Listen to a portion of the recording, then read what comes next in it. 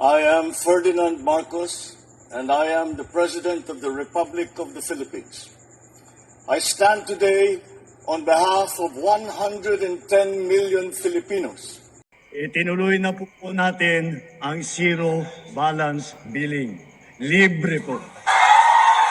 Ibig sabihin, ang serbisyo sa basic accommodation sa ating mga DOH na ospital, wala nang babayaran ang pasyente. Po, ang dami pong challenge, hindi po namin alam kung saan namin kukunin, gano'n, nag-iisip kung paano namin mababayaran. Siyempre po, masayang-masaya, super saya po dahil na zero billing po kami. Opo, malaking ano po talaga, malaking tulong po. Mabilis lang din po. Bayad na ang bill ninyo.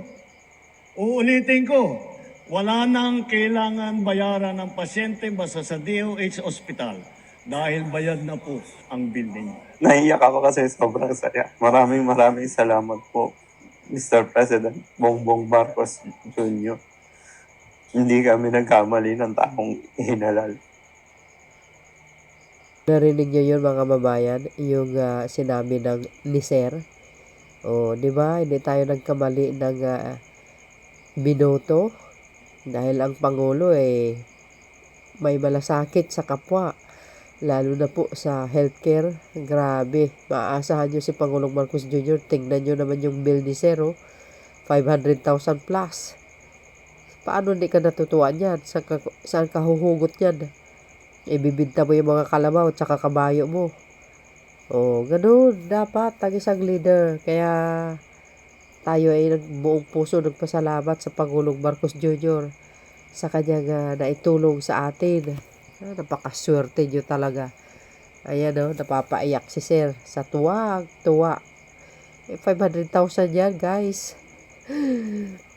Sabi dito, sabi na po ng Radyo Pilipinas, panuorin mga pasyente na natulungan ng zero balance billing program. Nagpahayag ng taos-pusong pasasalamat kay Pangulong Ferdinand R. Marcos Jr.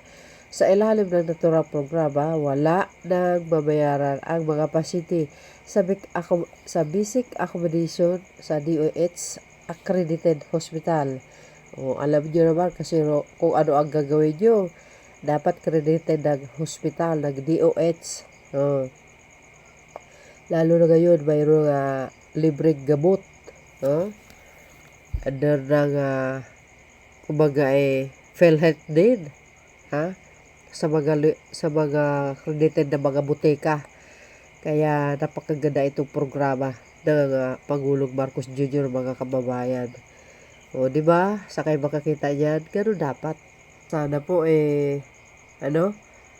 sana po lagi nating ang gusto natin mangyari.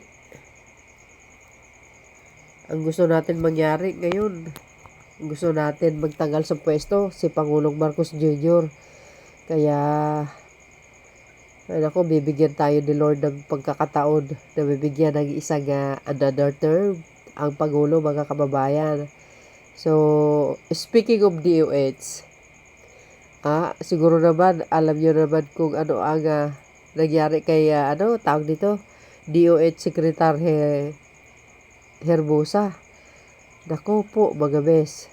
Kaya si Pangulong Marcos Jr. ngayon talagang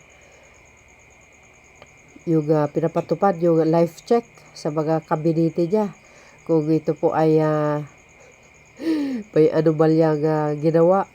Nako, si Secretary Herbosa talagang nasa-shock din tayo sa nangyayari. Malagay ko yun mga kababayan. Magaganib po yun sa kanyang pwesto. Baka matanggal po siya.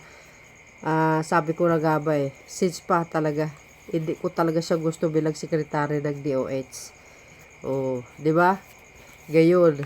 Ay nako, wag ko na lang, kaya abangan po natin mga kababayan ang magiging resulta itong life check tungkol kay DOH Secretary tawag dito Herbosa. Kaya nako, mag-ingat kayo talaga kay Pangulong Marcos Jr. Matindi, malupit. Talaga magtatagal talaga yan kahit kaibigan niya. So yun mga kababayan, aking pinaka-latest updates. Hina-highlight ko lang ito na itong zero billings na PhilHealth ay totoo. No? Thank you for watching. See you again on my next upload. Bye. And babuhos. God bless Philippines.